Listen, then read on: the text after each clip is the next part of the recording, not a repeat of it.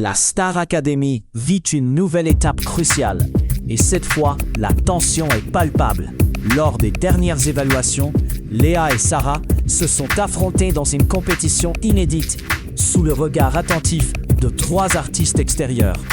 Ce face-à-face, loin d'être un simple exercice, pose une question essentielle. Comment la production pousse-t-elle les candidats à se surpasser et à quel prix? Dans une émission où chaque performance peut bouleverser le destin des élèves, cette épreuve révèle beaucoup sur les coulisses, les règles du jeu et la pression qui pèse sur ces jeunes talents. Avant d'aller plus loin, si vous suivez la Star Academy avec la même passion que nous, n'hésitez pas à vous abonner pour ne rien manquer de nos analyses approfondies. Pour comprendre pleinement ce qui s'est joué ce jour-là, il faut revenir aux fondamentaux de la Star Academy. L'émission mêle compétition artistique, apprentissage intensif et mise en scène télévisuelle, où chaque prime est un événement.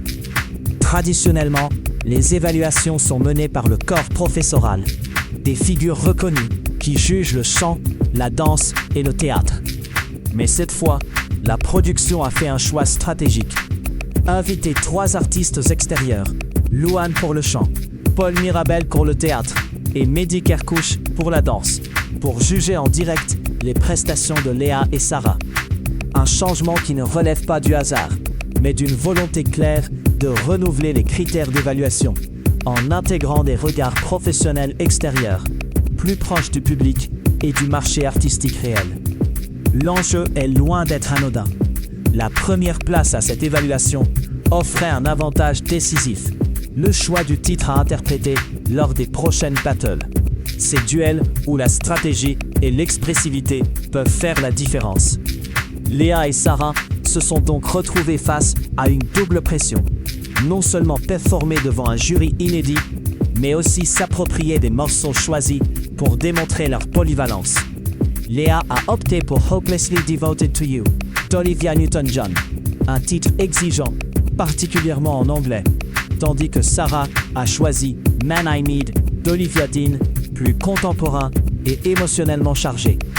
Chacune a dû montrer sa maîtrise technique, mais aussi son authenticité et sa capacité à captiver.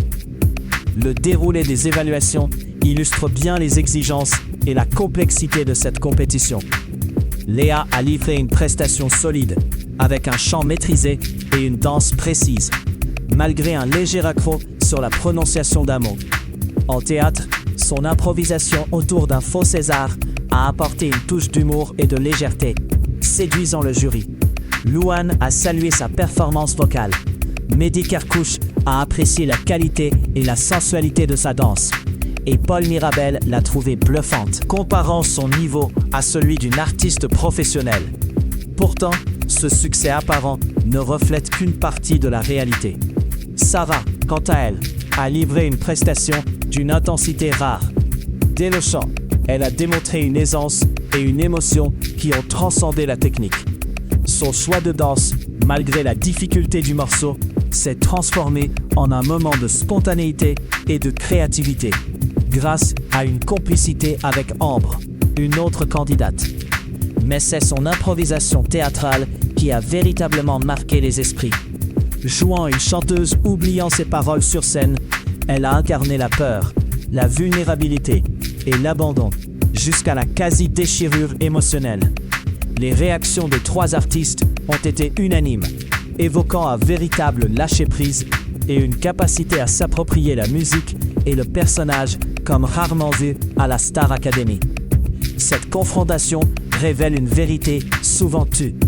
Derrière l'apparente légèreté des primes, les élèves vivent une pression intense, où chaque détail compte et peut changer la donne. La production, en introduisant ses juges extérieurs, impose un regard neuf, moins indulgent et plus professionnel, ce qui augmente la difficulté. Le corps professoral, souvent perçu comme bienveillant, est ici remplacé par des experts qui évaluent aussi bien la technique que la capacité à incarner un rôle ou à transmettre une émotion. Cette dynamique crée un stress supplémentaire, mais aussi une opportunité unique pour les candidats de se confronter aux exigences du métier. Les conséquences de cette évaluation sont immédiates et lourdes de conséquences. Sarah, qui remporte la première place, gagne un avantage stratégique crucial: choisir son titre pour la prochaine battle, ce qui peut fortement influencer son parcours et sa visibilité.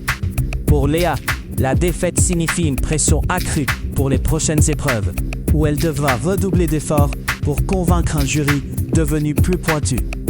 Au-delà de la compétition interne, cette épreuve agit comme un révélateur sur la capacité de chaque candidate à gérer la pression, à s'adapter rapidement et à faire preuve d'une maturité artistique. Mais les enjeux dépassent le simple cadre du jeu télévisé. Cette nouvelle manière d'évaluer met en lumière la réalité du parcours d'un artiste en devenir. La Star Academy n'est plus seulement un concours de chant, mais un véritable laboratoire où les jeunes talents apprennent à gérer le stress, les critiques et la nécessité de se réinventer constamment. Le regard extérieur, plus dur et parfois implacable, prépare les candidats aux exigences du marché musical et du spectacle vivant, où l'image, la présence scénique et la capacité à raconter une histoire comptent autant que la voix. Ce tournant dans le format soulève aussi une question plus large sur la crédibilité et la pérennité de l'émission. En intégrant des artistes extérieurs, la production montre sa volonté d'ancrer la Star Academy dans une réalité artistique plus authentique, en s'éloignant des jugements uniquement internes.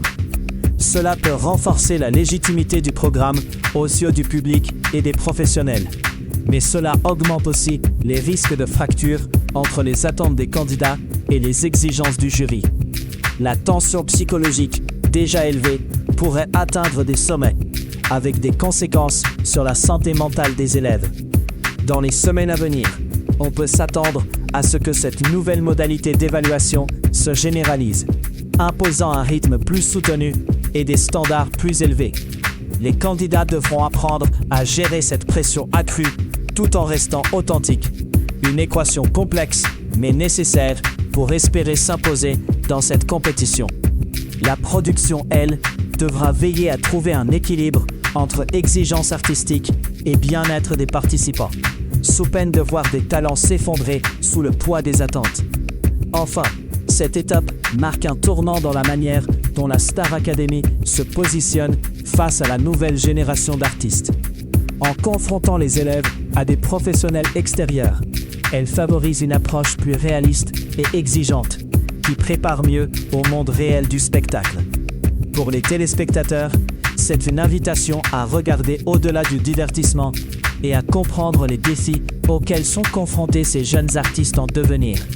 Si cette analyse vous a intéressé et que vous souhaitez continuer à décrypter avec nous les coulisses de la Star Academy, pensez à vous abonner à la chaîne.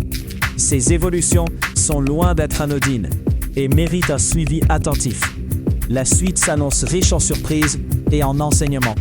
Nous vous invitons à garder un regard curieux et ouvert sur ce que cette émission continue d'offrir, bien au-delà des simples prestations sur scène.